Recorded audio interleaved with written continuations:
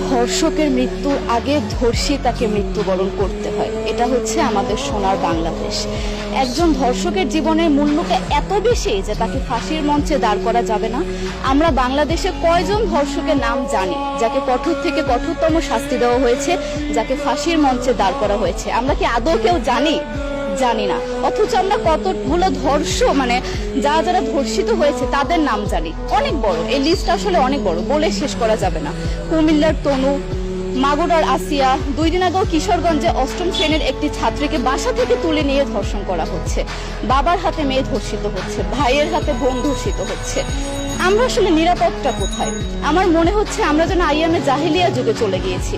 মাঝে মধ্যে মনে হয় এর থেকেও খারাপ সময় আছি আমরা, কারণ ওই যুগে মেয়েরা অ্যাটলিস্ট সম্মান নিয়ে মৃত্যুবরণ করতে পারত। জন্মের পরপর জ্যান্ত মাটিতে পুঁতে দেওয়া হতো, আর আমাদের ধর্ষণ করে নির্মমভাবে তারপর মৃত্যুবরণ করতে হচ্ছে।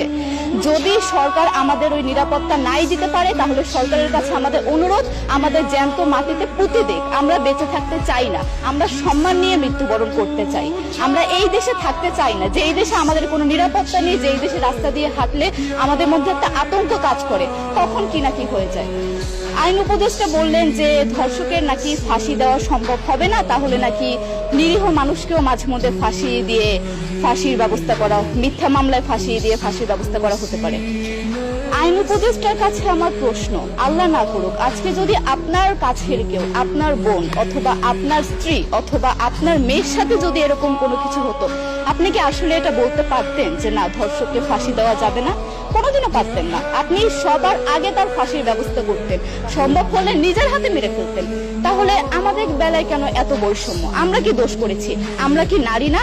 আমরাও তো কারো বোন, আমরাও তো কোনো বাবার সন্তান, আমাদেরও তো বেঁচে থাকার অধিকার আছে, তাই না? কিছু হলে মেয়েদের পোশাকের দোষ দেওয়া হয়। আমার কাছে প্রশ্ন, একটা 8 বছরের শিশুর মধ্যে এরকম কি থাকতে পারে যেটা একটা পুরুষকে অ্যাট্রাক্ট করবে, যেটা একটা পুরুষকে সিরিয়াস করবে? সেরকম হলে আসলে ধর্ষণ করা হতো সবসময় প্রাপ্তবয়স্ক মহিলাকে। কিন্তু আমরা আসলে পরিসংখ্যান গবেষণা করলে দেখতে পারি যে ধর্ষক সবচেয়ে বেশি করা হচ্ছে শিশুদেরকে, কিশোরীদের সবচেয়ে বেশি ধর্ষণ করা হচ্ছে। দৃষ্টিভঙ্গি পরিবর্তন করুন, চিন্তা ভাবনা পরিবর্তন করুন, ধর্ষকদের আইনের আওতায় আনুন।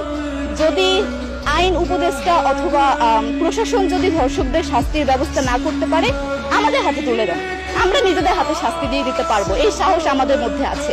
বেঁচে থাকার জন্য আমাদের যতটা কঠিন হতে হবে, আমরা কঠিন হওয়ার জন্য প্রস্তুত আছি। আমরা ফাঁসি চাই, ধর্ষকদের কঠোর থেকে কঠোরতম শাস্তি চাই। যতদিন না পর্যন্ত ফাঁসি দেওয়া হবে, যতদিন না পর্যন্ত ধর্ষকদের শাস্তির ব্যবস্থা করা হবে, আমরা আমাদের আন্দোলন অব্যাহত রাখবো।